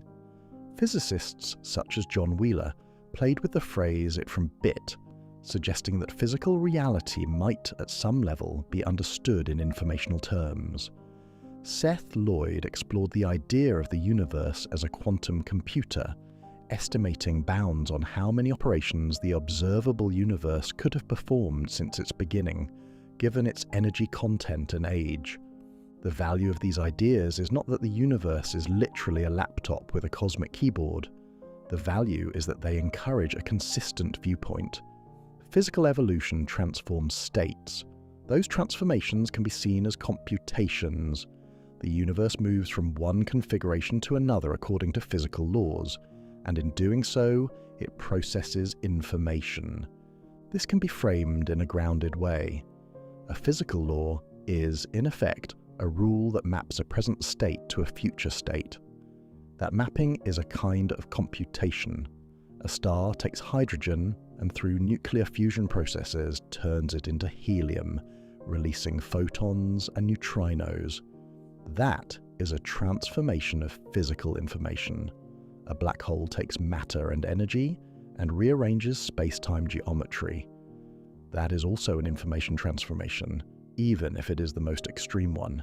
And in all of these processes, the same themes return. Distinguishability matters, noise and entropy matter. Limits matter. A channel has capacity. A storage system has constraints. A physical region has a maximum information content consistent with gravity and quantum mechanics. So black holes and cosmology are not a detour from the story of information. They are the far edge of it. They are where the abstract concept of information becomes forced into the language of fundamental physics, and where the universe is asked very politely to clarify its rules. If information is always preserved, black holes must somehow return it, perhaps encoded in subtle correlations in Hawking radiation. If information is not preserved, then physics must accept that the universe allows genuine deletion at the deepest level. Either way, the conclusion is quietly profound. Information is not merely a human invention for organizing data.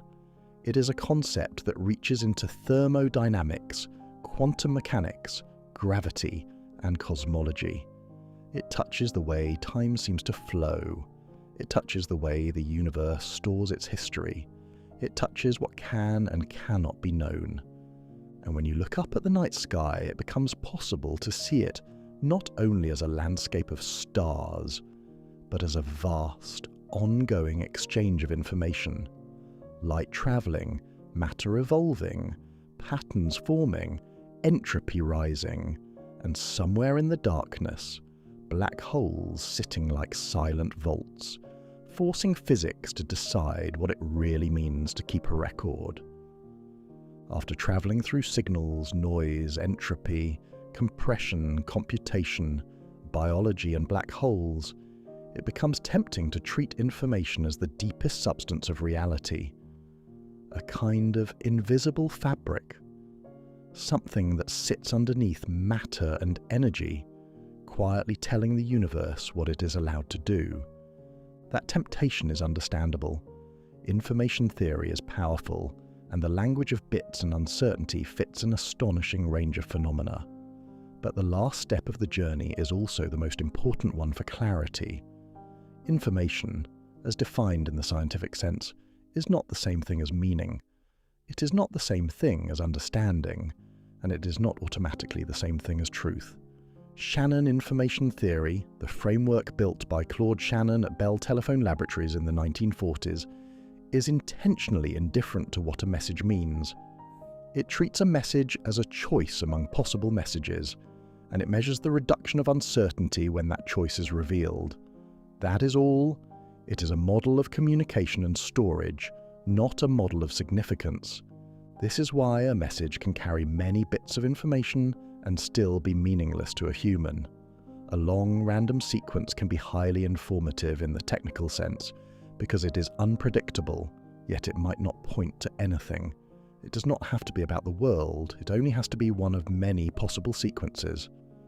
And it is also why a message can be deeply meaningful and yet carry relatively little Shannon information if it is expected. A familiar phrase spoken at the right time can change a life, even if it contains few surprising choices. Meaning lives in minds. Meaning depends on context, memory, goals, culture, and emotion. Information theory is not designed to measure those things. When people say, "that means a lot," they are not performing a calculation of uncertainty reduction. They are describing impact. So, a useful way to frame the difference is this. Information theory tells you what it costs to move patterns through the world and keep them distinguishable. Meaning tells you what those patterns do inside a conscious system. One can exist without the other. In fact, the modern world constantly demonstrates both directions. Computers store and move enormous volumes of information without any awareness of meaning. Humans read meaning into tiny signals, like a pause in a text conversation or a brief change in tone, even when the actual information content is small. This distinction also explains why the phrase information overload is so common. It does not always mean too much meaning. It often means too many patterns, too many signals, too many inputs competing for attention. The brain has limited bandwidth, and it is trying to extract meaning and relevance from a fire hose of data. The result can be fatigue rather than understanding. So, in the calmest sense, the scientific concept of information is narrower than everyday use. It is precise. It measures uncertainty, not wisdom. Another boundary appears when the idea of information meets the limits of knowledge itself. Physics has shown repeatedly that there are things the universe allows to be known only partially, or not at all, depending on what is meant by know. In classical physics, if you know the exact positions and velocities of every particle, you can in principle predict the future. That is the dream of strict determinism, sometimes associated with Pierre-Simon Laplace and the idea of Laplace's demon, an intellect that could calculate everything if it knew every detail. But quantum mechanics disrupted that picture. The Heisenberg uncertainty principle, introduced by Werner Heisenberg in the 1920s, states that certain pairs of physical properties cannot both be known with arbitrary precision at the same time. Position and momentum are the most famous pair. The more precisely one is known, the less precisely the other can be. This is not a limitation of instruments. It is a feature of how quantum states work. It means that uncertainty is built into the structure of physical description.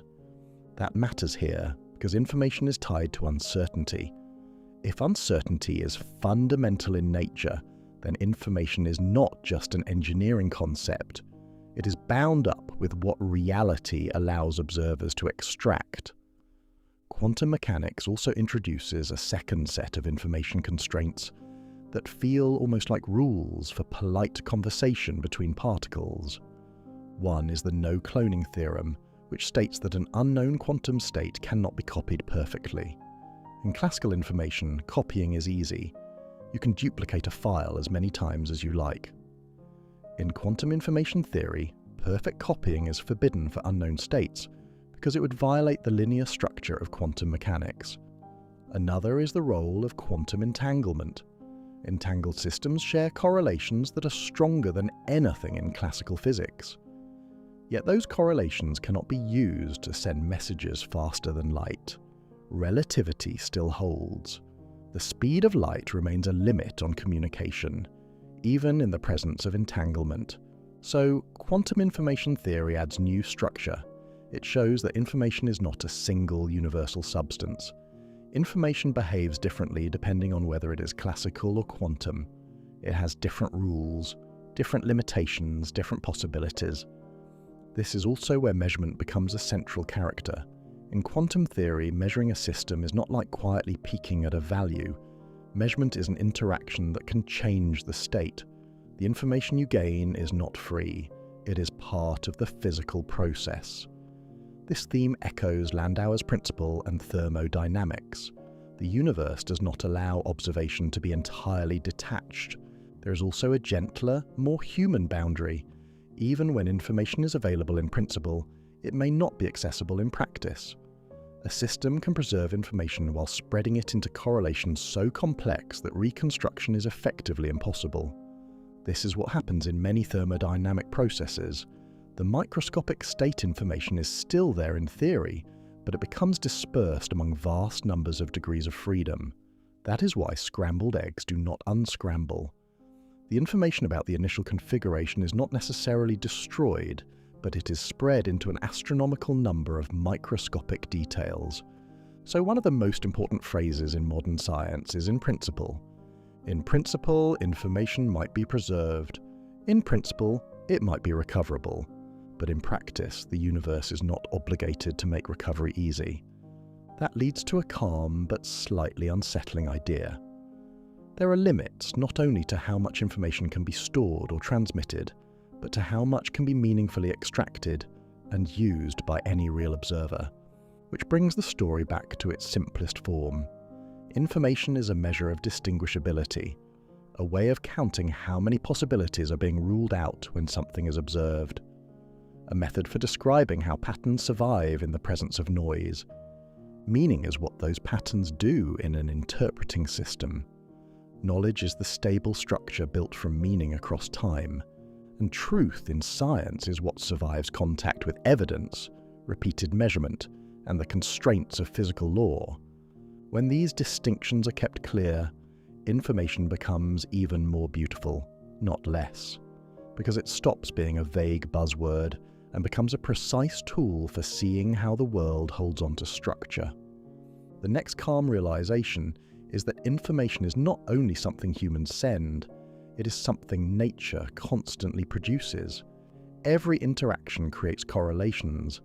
Every photon that scatters off an object carries information about it. Every measurement in a laboratory is an extraction of information from a physical system. In that sense, reality is a ceaseless generator of information. But that does not mean reality is easy to understand. It means the universe is full of patterns. And the job of science is to decide which patterns matter, which ones are noise, and which ones are the signature of a deeper mechanism. This is why scientific bodies like the National Institute of Standards and Technology exist, to create measurement standards, to make sure that when information is extracted from the world, it is comparable, reproducible, and meaningful. The same is true of organizations like the European Space Agency and NASA. When they gather cosmic data, the universe sends signals. Science builds receivers, calibrates them, and interprets what arrives. There is also a humble point hidden here. Information does not automatically become understanding. A telescope can gather vast amounts of data. A genome can contain billions of base pairs. A particle detector can record an ocean of events. But without theory, models, and careful interpretation, the patterns remain unorganized. They remain information without insight. This is one reason the word compression has an almost poetic resonance. Compression is what minds do when they form concepts. They find patterns. They build compact descriptions that capture what matters. They discard what does not. In a sense, a scientific law is a compression of observed behavior into a compact rule. Newton's law of universal gravitation compressed the motion of planets and falling apples into one explanatory framework. James Clerk Maxwell's equations compressed electricity and magnetism into a unified picture. Einstein's general relativity compressed gravity into geometry. Each was a profound reduction in descriptive complexity, a way of holding a vast range of observations in a smaller, clearer form. It is worth pausing on that, because it shows how information theory quietly mirrors the human quest for understanding. The goal is not to drown in raw data. The goal is to find the structure that allows prediction, explanation, and clarity.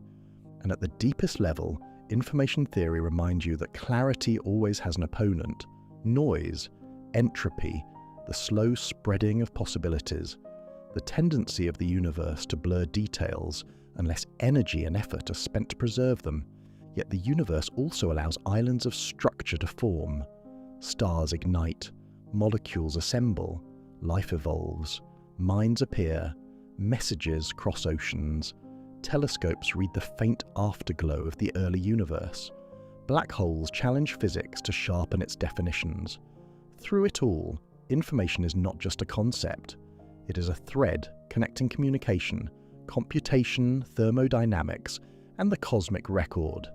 So the most careful answer to the original question is also the most calming one. Information is not a mysterious substance floating behind reality.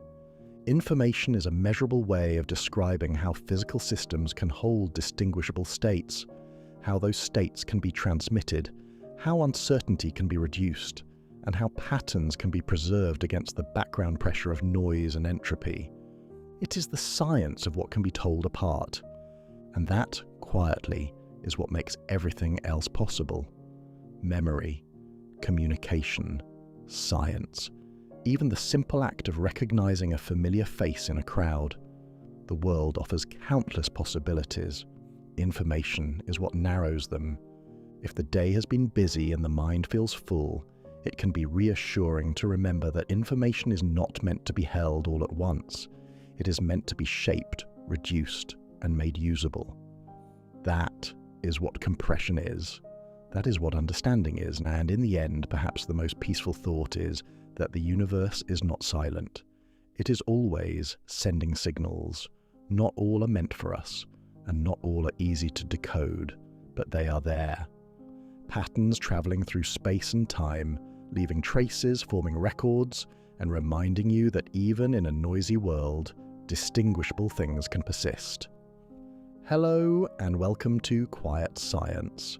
If calm, careful explorations of how reality actually works help make the evening a little quieter, consider liking the video and subscribing to the channel, and let me know in the comments where you're listening from tonight, whether that is surrounded by screens carrying endless streams of information, or somewhere peaceful where the only signals are the quiet ones already present in the world around you.